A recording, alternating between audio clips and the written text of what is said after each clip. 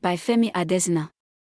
There's a striking similitude between what happened in the gubernatorial election in Ekiti State in 2009 and Abia State in 2023. And two women were at the center of it all, talking Christianity and conscience. But the denouement of the events were in sharp contrast. Engineer Sigan Oni of the People's Democratic Party, PDP, and Dr. Keod Fehmi of the Action Congress, AC, were squaring up to become governor in a keenly contested race. Only one local government area, Ido OSI, would determine the victor. Fehmi was leading with over 10,000 votes, when suddenly the PDP manufactured about 16,000 from Ido OSI. Holy Moses! People screamed blue murder. Daylight robbery. But PDP claimed it was where their candidate hailed from, so the votes were genuine. Then entered Madam Ayoka Adebayo, the 74-year-old resident electoral commissioner, REC. Despite threats, coercion, intimidation and other sleight of hand, she said a resounding no. She stood her ground and told the country, "My conscience as a Christian will not allow me to further participate in this process." She reportedly first resigned, but was summoned to Abuja to meet the then chairman of the Independent National Electoral Commission, INEC, Professor Maurice Iwo. Only God knows what went down, but Madam Ayoka's Christian conscience could no longer stand, and she returned to Ado Ekiti to announce Oni of PDP as winner of the election.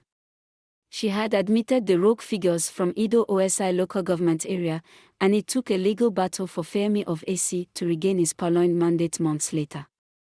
Now see what happened in Abia State at last month's gubernatorial election. Alex Otti of Labour Party was comfortably leading Okia Highway of the PDP when final results came from Abinwa local government area. The figures brought were so outrageous that Otti of Labour Party would have been easily knocked off his perch. Jumping Jehoshaphat. Robbery at dawn. The people said no. Labour Party cried foul. But the decision was with the REC, Professor Nnenna Otti, not a relation of the Labour Party's candidate. She hails from Ebonyi State. Professor Otti is Vice-Chancellor of Federal University of Technology Owerri, FUTO, drafted into the election business like her counterparts round the country. What would she do? Another Christian conscience about to be torpedoed. All eyes were on Abia State and her REC collation was suspended, and the results were taken to Abuja for review by National Office of INEC. But Professor Otti had made her position clear in the unfolding saga.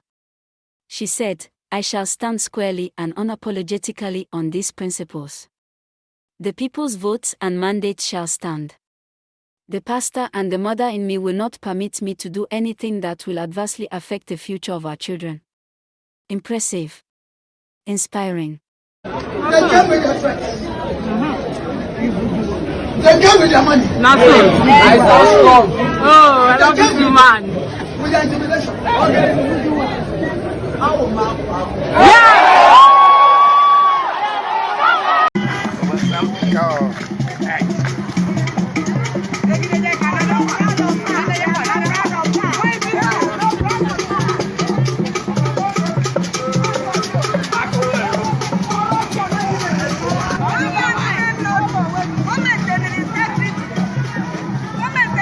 Hours turned to days, as INEC in Abuja scrutinized the figures from Abinwa with a magnifying glass.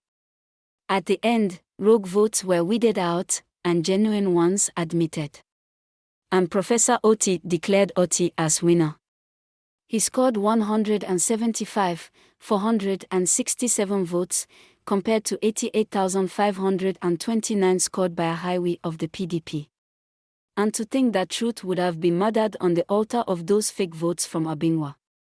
And the supposed winner and his party would have gone to church a week later for Thanksgiving.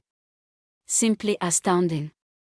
Righteousness exalts a nation, but sin is a reproach to any people, says the good book.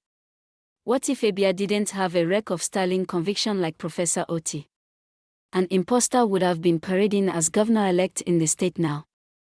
During a hero's welcome she received at Futo on return home, Professor Otti said, in quote, "I have never in my life participated in an election. But duty came calling. I made inquiries from Abuja, and I said, if I perish, I perish. They came with their threats, they came with their money, they came with their intimidation. I remain unshakable. I didn't start today. I stand here before God and Jesus Christ. I have never defrauded anyone. Under me, votes must count. Under me, the people's mandate must be upheld. This position by the erudite professor, a first-class graduate of University of Nigeria, Nsukka, reminds me of the challenge the biblical Samuel gave to the people of Israel, as he anointed a king to rule over them. Witness against me before the Lord, and before his anointed. Whose ox have I taken, or whose donkey have I taken, or whom have I cheated? Whom have I oppressed? Or of whom have I taken a ransom to blind my eyes? And I will restore it to you. 1 Samuel 12 verse 3. How I wish more Nigerian public office holders can confidently say this. President Buhari loves people like Professor Oti. That was how he found integrity in Professor Dora Akunili, may God rest her soul, and he brought her into national limelight through the Petroleum Trust Fund, PTF, that he headed then. Many other people has he also appointed into positions, simply because they showed capacity, coupled with integrity. That is what he wants for our country. Professor Oti has been applauded and appreciated for her courage, fairness and integrity. But that is just the beginning.